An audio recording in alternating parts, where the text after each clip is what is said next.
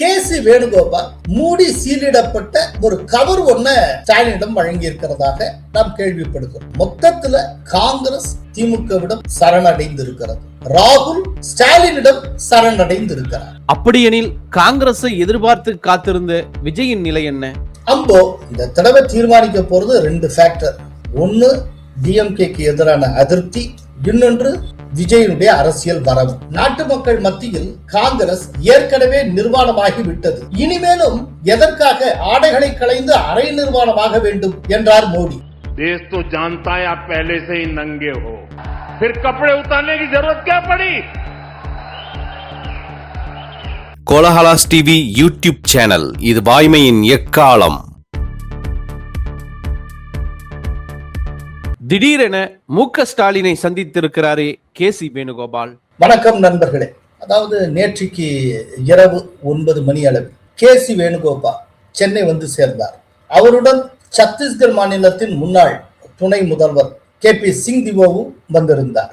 ரெண்டு பேரும் ராகுலின் தூதர்கள் போல வந்திருந்தனர். வந்திருந்தவங்க நேர ஆழ்வார்பேட்டில் இருக்கக்கூடிய முதல்வர் ஸ்டாலின் அவர்களது வீட்டுக்கு சென்றார்கள். அங்க பேசினாங்க. இதுல என்னன்னா, காங்கிரஸ் தரப்புல அந்த பேச்சுவார்த்தையில் கே.சி. வேணுகோபாலும் கே.பி. சிங் திவோவும் பங்கேற்றனர். திமுக தரப்புல முதல்வர் மு.க. ஸ்டாலினும் கனிமொழியும் பங்கேற்றனர். சோ இந்த பேச்சுவார்த்தையின் முடிவு என்ன ஒப்புக்கொள்ளப்பட்டது, எது, இந்த டீடைல்ஸ் கம்ப்ளீட்டா இன்னும் யாருக்கும் தெரியாது. ஆனால் இந்த பேச்சுவார்த்தையில வழக்கத்துக்கு மாறான சில விஷயங்கள் காணப்படுகின்றன. என்னன்னா, தொகுதி பங்கீடு குறித்த பேச்சுவார்த்தையை நடத்துவதற்கென டி.ஆர். பாலு அவர்கள் தலைமையில திமுக ஒரு குழுவை அமைத்திருக்கிறது. ஆனால் அந்த குழுவை சேர்ந்த எவரும் இந்த பேச்சுவார்த்தையில் பங்கெடுக்கவில்லை. திமுக தரப்புல பேச்சுவார்த்தையில பங்கெடுத்தது திமுகவின் முதல் குடும்பத்தின் உறுப்பினர்கள் மட்டும்தான். கட்சியினுடைய மூத்த தலைவர்கள் இவங்க யாருமே பங்கெடுக்கல. இது ஒன்று. அதே போல காங்கிரஸ் தரப்புல பாத்தீங்கன்னா 2 மேலிட தலைவர்கள் தான் பங்கெடுத்தனரே ஒழிய தமிழகத்தில் இருக்கக்கூடிய முக்கியமான காங்கிரஸ் தலைவர்கள் எவரும் பங்கெடுக்கவில்லை. ஈவன் தமிழ்நாடு மாநில தலைவர் செல்வ பெருந்தகை கூட அந்த பேச்சுவார்த்தையில் கலந்து கொள்ளவில்லை. அப்படின்னா ரொம்ப காதுங்காதும் வச்ச மாதிரி பரம ரகசியமாக இந்த பேச்சுவார்த்தை நடைபெற்றிருக்கிறது.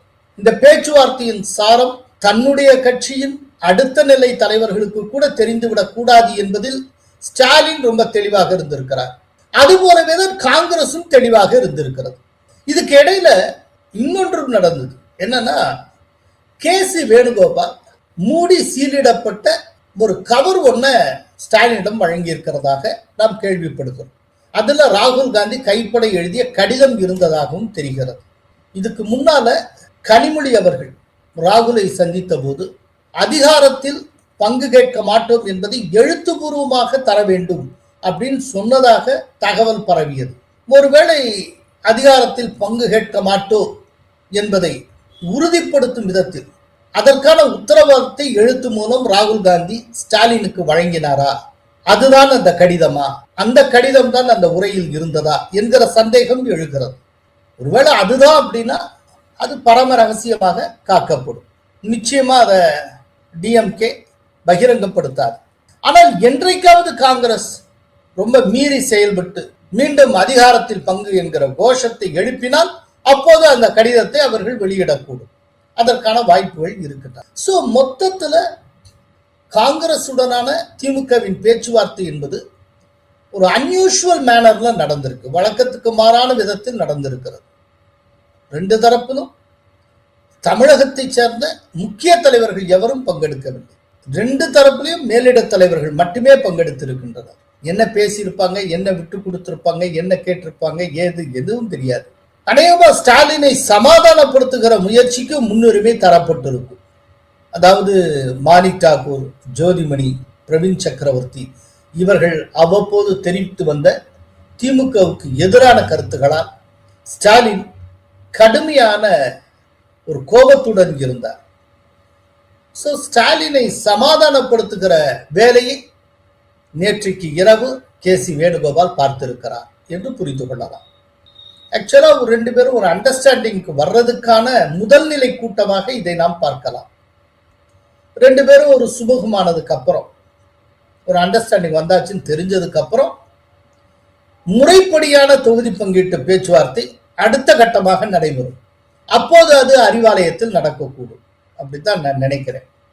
மொத்தத்துல காங்கிரஸ் ஸ்டாலினிடம் மண்டியிட்டு இருக்கிறது. ரொம்ப வரப்பா அப்படியே மீசை முறுக்கிட்டு ஊன்னு பேசிக்கிட்டு இருந்தவங்க இப்ப சத்தமே இல்லாமல் ஒடுங்கி போயிருக்கிறார்கள். இந்த அளவுக்கு மண்டியிட என்ன காரணம்? ரொம்ப வீராப்பா பேசினாங்க. அவங்க வெளியில வந்து அலையன்ஸ் வைக்கிறது கூட புதுசா ஒரு அவென்யூ இருக்கு. விஜய்னு ஒருத்தர் இருக்காரு. அவரும் பாவம் காங்கிரஸை நம்பியே ரொம்ப காலமா அழைப்பு விடுத்து கொண்டே இருக்கிறார். ஒரு தடவை அவரே கொஞ்சம் ஏமாற்றத்துடன் நட்பு சக்திகள் உடன் வரவில்லை என்றாலும் தனித்து போட்டியிட்டே சாதிக்கும் இடத்தில் நாம் இருக்கிறோம் அப்படிலாம் அவர் அள்ளி விட்டார். நட்பு சக்தி இருந்தாலும் இல்லைனாலும் தனியாவும் நின்று கெத்தா ஜெயிக்கிற அளவுக்கு ஒரு மிகப்பெரிய படை. அவர் நட்பு சக்தின்னு சொன்னதே காங்கிரஸ் தான். ஆனா காங்கிரஸை வந்து நட்பு சக்தி நினைச்சா என்ன ஆகும் அப்படிங்கிறது இப்ப விஜய்க்கு புரிந்திருக்கும் நினைக்கிறேன். காங்கிரஸ் யாருமே நம்ப முடியாது. காங்கிரஸ் காட்டில ராகுலை யாருமே நம்ப முடியாது. பாவம் ராகுல் சொல்லி ராகுலை நம்பி மாணிக் தாக்கூரும் பிரவீன் சக்கரவர்த்தியும் ரொம்ப ஏறி பாடினாங்க. இன்னைக்கு அந்த 2 பேரும் கையை சுட்டு கொண்டு விட்டார்கள். இன்னைக்கு அந்த 2 பேரும் கேலி பொருளாகி விட்டார்கள். லாஃபிங் ஸ்டாக் ஆகிட்டாங்க. ரொம்ப ஒரு பரிதாபத்துக்குரிய நிலையில மாணிக்கம் தாக்கூரும் பிரவீன் சக்கரவர்த்தியும் இருக்கிறார்கள். இனிமே மாணிக்கம் தாக்கூர் தமிழ்நாட்டில் இல்லாட்டி அவருடைய தொகுதிக்கே வந்தாலும் பழைய மரியாதை இருக்காது. அவர் பார்க்குறப்பே சிரிச்சுட்டு போயிடுவாங்க. ஏன்னா ரொம்ப வீராப்பா பேசுனீங்க பெண்ணாச்சு அப்படின்ட்டு. பட் இந்த விதமான ஒரு பெரும் மாற்றத்துக்கு என்ன காரணம்? திடீர்னு காங்கிரஸ் யூட்டர்ன் அடிச்சதுக்கு என்ன காரணம்? இந்த சொமர்சால்ட்டுக்கு என்ன காரணம்? ஆக்சுவலா நாம என்ன கேள்விப்படுறோம்னா, இந்த விவகாரம் அதாவது காங்கிரஸ் வர்சஸ் டிஎம்கே போய்கொண்டிருந்த போது ரொம்ப ஸ்ட்ரிக்டா சோனியா காந்தி கூட்டணி என்றால் அது திமுகவுடன் தான். பல்வேறு இக்கட்டான சந்தர்ப்பங்களிலும் நெருக்கடியான சந்தர்ப்பங்களிலும் நம்மை கைவிடாமல் கூடவே வந்திருக்கக்கூடிய ஒரு அரசியல் சக்தி திமுக. எனவே திமுகவை விட்டு விட்டு நாம் வெளியேறக்கூடாது. திமுக மூலம் நாம் அடைந்திருக்கிற பலன் அதிகம். அதனால மாற்றி யோசிக்கவே கூடாது. அவர்கள் என்ன தருகிறார்களோ அதை வாங்கி கொண்டு திமுகவுடன் கூட்டணியை தொடர்வதே சரியான விஷயமாக இருக்கும் என்று சோனியா மிக உறுதியாக இருந்திருக்கிறார். ராகுலையும் அவர் கண்டித்தார் என்று நாம் கேள்விப்படுகிறோம். அதனால கூட்டணின்னு சொல்லியாச்சுன்னா திமுகவுடன் தான் அப்படிங்கிறத சோனியா இன்சிஸ்ட் பண்ணி வேற வழியே இல்லாமல் ராகுலும் அதை ஏற்றுக்கொண்டு இப்ப ராகுலின் தூதராக ராகுலின் கடிதத்துடன் கேசி வேணுகோபால் ஸ்டாலினை சந்தித்து பேசியிருக்கிறார். இதன் மூலமா இப்போ டிஎம்கேவுடைய கை அந்த கூட்டணிக்குள் ஓங்கி இருக்கிறது. ஆக்சுவலா வெளியில இந்தி கூட்டணின்னு சொன்னாலும் கூட தமிழ்நாட்டில் அதற்கு பெயர் மதசார்பற்ற முற்போக்கு கூட்டணி தான். Secular progressive alliance, SPA. அதனால தமிழ்நாட்டில் அதுக்கு வந்து ஒரு தனிப்பெயர் உண்டு. அது வந்து இந்தி கூட்டணி என்று அடையாளம் காணப்படவில்லை. எப்படி மகாராஷ்டிரத்துல என்டிஏ வந்து என்டிஏன்னு அறியப்படாமல் மகாயுதி என்று அறியப்படுகிறதோ அதுபோல தமிழ்நாட்டில் இந்தி கூட்டணிக்கு வேற ஒரு பெயர். அதுவே வந்து டிஎம்கே டாமினன்ஸை காட்டக்கூடிய ஒரு விஷயம்தான். மொத்தத்துல காங்கிரஸ் திமுகவிடம் சரணடைந்து இருக்கிறது. ராகுல் ஸ்டாலினிடம் சரணடைந்து இருக்கிறார். இதுதான் இப்போதைக்கு நாம் புரிந்து கொள்ள வேண்டியது. அப்படியெனில் காங்கிரஸை எதிர்பார்த்து காத்திருந்த விஜயின் நிலை என்ன?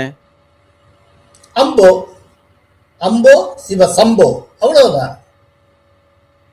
விஜய் பீஸ் ஆயிட்டார்னு அர்த்தம். விஜய் வந்து காங்கிரஸ் மட்டும் எதிர்பார்க்கல, மற்ற கம்யூனிஸ்டுகள் மற்ற பல கட்சிகள் அவர் எதிர்பார்த்தார்.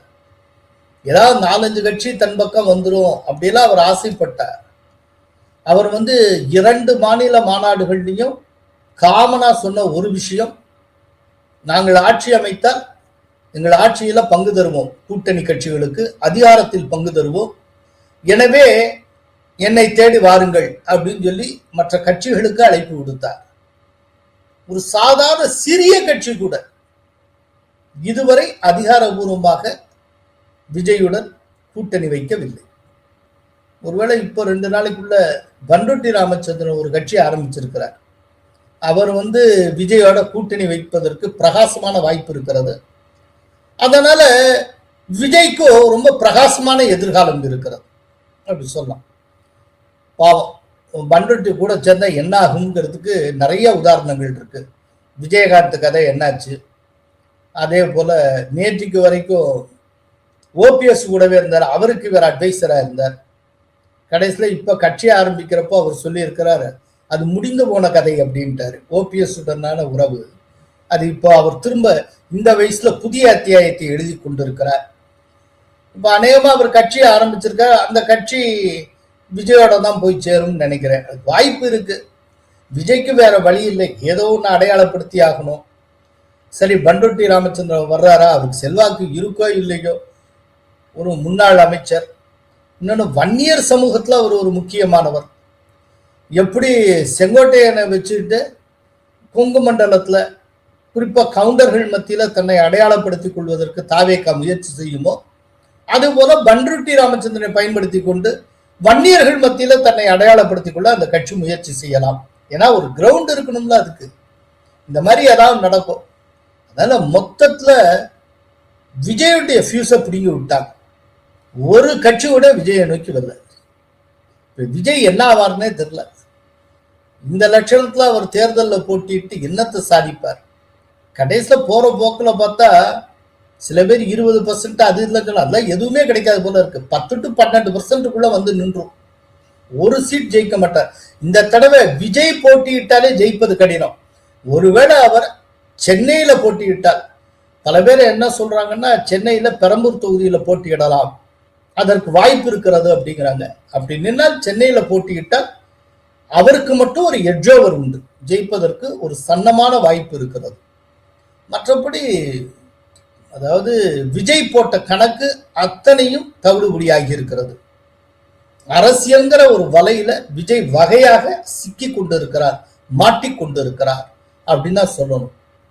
ஏன்னா விஜயும் பல கற்பனையோடும் கனவோடும் இந்த களத்துக்கு வந்திருக்கிறார். அவரை காட்டிலும் மிக அதிகமாக 100 மடங்கு அதிகமான கற்பனை கனவு விஜய் ரசிகர்களுக்கு இருக்கிறது. இப்போ இந்த விதமான ஒரு கனவுகளோடு இருக்கிறவங்களுடைய பொசசிவ்னஸ் என்னத்தை எதிர்பார்க்கும் அப்படின்னா, முதல் தேர்தலையே எல்லாத்தையும் சாதிச்சணுங்கிற அந்த துடிப்பை, அந்த வேகத்தை முன்வைக்கும். இப்போ அதுக்கு ஈடு கொடுத்து நீங்க இந்த முதல் தேர்தலே சாதிக்கலைன்னு வச்சுக்கோங்க, சாதிக்கலைன்னா கூட பரவாயில்ல, ரொம்ப மோசமா பெர்ஃபார்ம் பண்ணி 1 சீட்டு 2 சீட்டு ஜெயிச்சு பட்டு கேவலமான ஒரு தோல்வியை நீங்க அடைஞ்சிங்கன்னா விஜயனுடைய கிளவுட்டு, விஜயனுடைய ஹைட்டு இவ்வளவுதான் தெரிஞ்சுக்கும். அதுக்கப்புறம் விஜய் மேல விஜயனுடைய ரசிகர்களுக்கே ஒரு சலிப்பு ஏற்பட்டு விடும். ஆக்சுவலா விஜய் ஆழம் தெரியாமல் அரசியலில் காலை விட்டு விட்டார் அப்படின்னு நான் நினைக்கிறேன். அதனால உண்மையை சொல்றதா விஜய் மாட்டிக்கொண்டு விட்டார், அவ்வளவுதான். அரசியலையும் சிக்கி இருக்கிறாரு, இப்ப சிபிஐடியும் சிக்கி இருக்கிறார். அவர் என்ன செய்ய போறார், என்ன பண்ண போறார் ஒன்றும் புரியல. பார்ப்போம், பொறுத்திருந்து பார்க்கலாம். வலிமையான கூட்டணி என்கிற பிம்பத்தை மீண்டும் கட்டமைத்திருக்கிறது திமுக. இதற்கு கவுண்டர் கொடுக்க அதிமுக என்ன செய்யலாம்? அந்த பிம்பத்தை மீண்டும் ஒன்றும் பெருசாலாம் கட்டமைக்கல. ஏற்கனவே இருந்த கூட்டணியை தக்க வைத்துக் கொள்வதில் வெற்றி கண்டு இருக்கிறது. காங்கிரஸ் போயிரும்னு ஒரு பேச்சு இருந்தது. ராமதாஸ் வந்தால் விசிகா போயிரும்னு ஒரு பேச்சு இருந்தது. இப்ப விசிகா தொடர்ந்து இருக்கிறது அப்படின்னா ராமதாஸ் வல்லைன்னு அர்த்தம். அந்த கூட்டத்தில் புதுசா வருவதற்கு சாத்தியமுள்ள ஒரு நபரும் வல்லை அப்படின்னு அர்த்தம். காங்கிரஸ் ஏற்கனவே இருக்கிறது அப்படிங்கிறப்போ ஏற்கனவே இருக்கிற கூட்டணி தான் தொடர்கிறது. இதுல புதிய மெம்பர் அப்படின்னா பிரேமலதா மட்டும்தான். பிரேமலதா அங்க புதுசு அப்படின்னா என்டிஏ சைட்ல டிடிவி தினகரன் உள்ள வந்திருக்கிறார். 2024 வெற்றிக்குள்ள ஸ்பிளிட்டா இருந்த என்டிஏ இன்னைக்கு மொத்தமா வந்திருக்கு. அப்படிங்கிறப்போ மோரார்லஸ் ஒரு சமமான இடத்துல 2 கூட்டணியும் இருக்கு அப்படின்னு நம்ம பார்க்க வேண்டியிருக்கு. அதனால இது வலிமையான கூட்டணி, அது வலிமையற்ற கூட்டணிலாம் எதுவும் கிடையாது. பிளவுபட்டு இருந்த என்டிஏ ஒன்றாகி இருக்கிறது. அதோட பிளஸ் டிடிவி தினகரன் வந்திருக்கிறார். அநேகமா டாக்டர் கிருஷ்ணசாமி வரக்கூடும். அதே போல அங்கே என்ன நடந்திருக்கு, டிஎம்கே ஏற்கனவே இருக்கிற கூட்டணி அப்படியே தொடர்கிறது. காங்கிரஸ் போகும் எதிர்பார்த்தாங்க, இப்ப பேச்சுவார்த்தை ஆரம்பிச்சிட்டாங்க. ராம்தாஸ் வந்தால் விசிகா வெளியேறுங்கிற சூழ்நிலை இருந்து ராம்தாஸ் வரப்போது இல்லைங்க தெரிஞ்சாச்சு. அங்கேயும் அதே கூட்டணி தான் பிளஸ் பிரேமலதா. சோ என்டிஏல plus TTV Dhinakaran, DMK side plus Premalatha, இவ்வளவுதான். அதனால இரண்டு கூட்டணிகளும் ஓரளவு சமமாக இருக்கிறது அப்படின்னா புரிந்து கொள்ள வேண்டும். அப்படின்னா இப்ப இந்த வெற்றி தோல்வியை தீர்மானிக்கக்கூடிய காரணிகள் எது எது? ரெண்டே ரெண்டு தான். ஒன்று, திமுக ஆட்சிக்கு எதிராக வீசிக்கொண்டிருக்கிற அதிருப்தி அலை. இரண்டாவது, விஜயனுடைய அரசியல் நுழைவு. இப்ப விஜய் உள்ள வர்றதுனால யாருக்கு லாபம் யாருக்கு நஷ்டம் அப்படிங்கிற கணக்கு வழக்கு இருக்கு. இப்ப விஜயினால பெருமளவு திமுக பாதிக்கப்பட்டால் அதனுடைய லாபம் என்டிஏவுக்கு வரும். அதே போல டிஎம்கேக்கு எதிரான அதிருப்தி அலை அது பெருமளவு ஏடிஎம்கேக்கு போக வாய்ப்பு இருக்கிறது. விஜயும் டிஎம்கே களமாடுகிற காரணத்தால விஜய்க்கும் ஓரளவு போகலாம். இந்த அர்பன்ல விஜய்க்கு போகும், அந்த அதிருப்தி ரூரல்ல ஏடிஎம்கேக்கு போகும். ஸோ மொத்தத்துல எட்ஜ் ஓவர் என்டிஏவுக்கு நான் இப்பவும் உறுதியா நம்புறேன். ஒரு சின்ன உதாரணம் உங்களுக்கு ஒன்று சொல்றேன். நேற்றைக்கு மாதவரத்துல அதிமுக பொதுச் செயலாளர் எடப்பாடி பழனிசாமியின் பிரச்சாரம். மாதவரம் டிஎம்கே கோட்டை என்று கருதப்படுகிற ஒரு இடம்.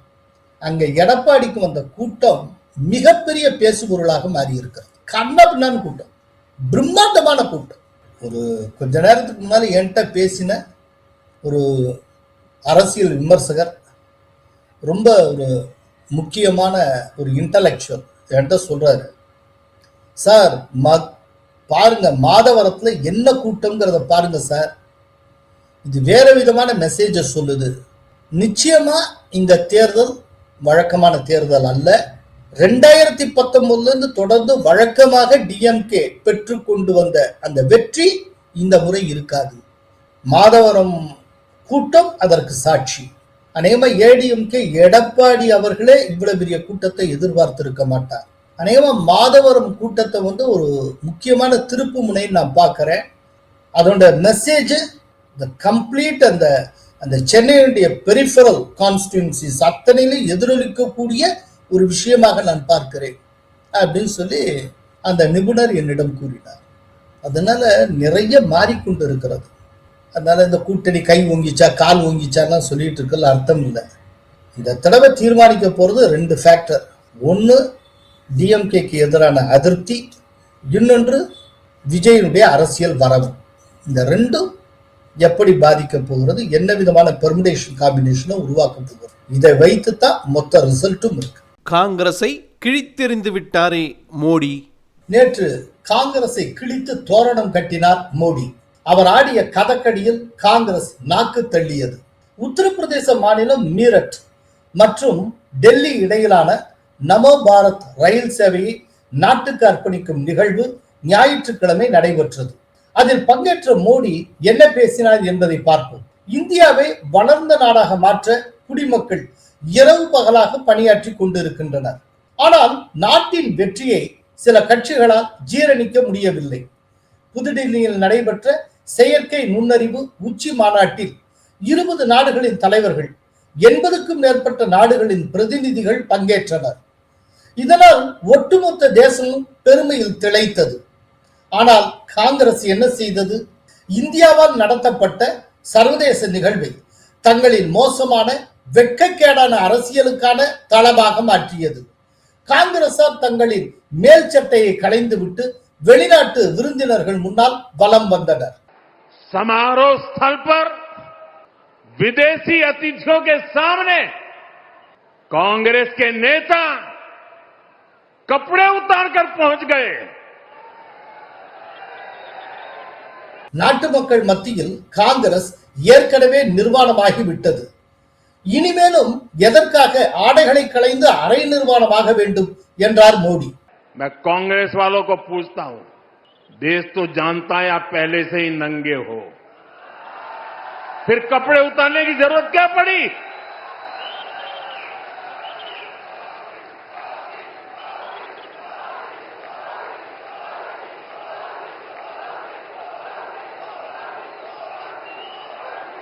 அவர் மேலும் என்ன பேசினார் என்பதை பார்ப்போம்.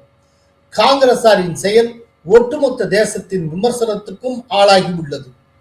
செயற்கை நுண்ணறிவு உச்சி மாநாடு பிஜேபி நிகழ்ச்சி அல்ல, அது தேசத்தின் நிகழ்ச்சி. அதை அவமதித்தால் பொறுத்து கொள்ள முடியாது.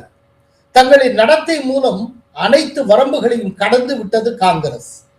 AI ग्लोबल समिट ये बीजेपी का समारोह नहीं था, ये देश का कार्यक्रम था, देश के सम्मान का कार्यक्रम था।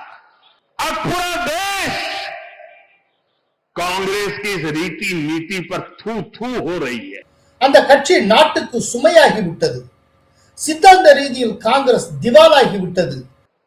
कांग्रेस देश के लिए बोझ बन गई है कि देश की सबसे पुरानी पार्टी कितनी दिवालिया हो गई है, कितनी दरिद्र हो गई है. அதைத்தான் டெல்லி சம்பவம் காட்டியது. சொந்த மண்ணுக்கே அவர்கள் களங்கம் விளைவிக்கின்றனர். காங்கிரஸ் தலைவர்கள் என்னை வெறுக்கின்றனர், எனக்கு சவக்குழி தோண்ட விரும்புகின்றனர். எனது தாயாரை அவமதிக்கவும் அவர்கள் தயங்கவில்லை. அரசியல் ரீதியில் பிஜேபியையும் தேசிய ஜனநாயக கூட்டணியும் அவர்கள் எதிர்ப்பதை நாங்கள் பொறுத்துக் கொள்வோம், ஆனால் தேசத்தை எதிர்ப்பதை பொறுத்துக் கொள்ள மாட்டோம். कांग्रेस के नेताओं को मोदी से नफरत है. मेरी मां को गाली देने से भी उनको कोई परहेज नहीं है. उन्हें भाजपा से विरोध है, उन्हें एनडीए से विरोध है. ठीक है, आपकी राजनीति में यही करना जरूरी है, चलो भाई समझ सकते हैं. लेकिन कांग्रेस ने परसों सारी मर्यादाएं तोड़ दी. காங்கிரசின் அறிவற்ற பொறுப்பற்ற தலைவர்கள் நாட்டை அழிக்க நினைக்கிறார்கள். ஏஐ மாநாட்டில் காங்கிரசாரின் செயலை கண்டித்த பல்வேறு எதிர்க்கட்சிகளுக்கும் நான் நன்றி தெரிவிக்கிறேன். உண்மை மற்றும் தேச பெருமைக்காக அவர்கள் வெளிப்படுத்திய துணிவை பாராட்டுகிறேன்.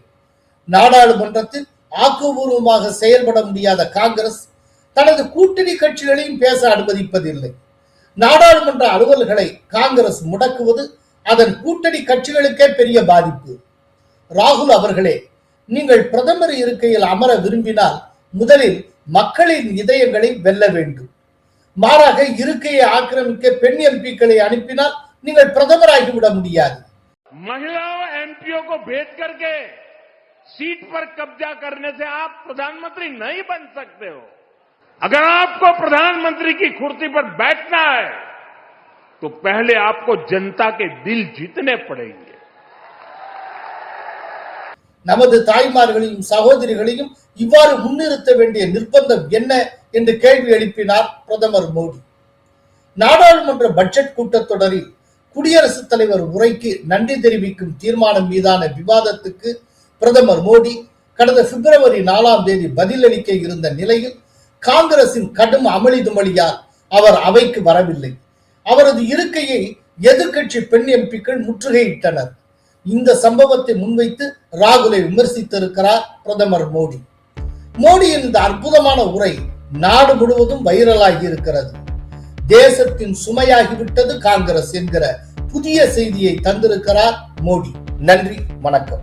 கோலஹலாஸ் டிவி யூடியூப் சேனல், இது வாய்மையின் எக்காலம்.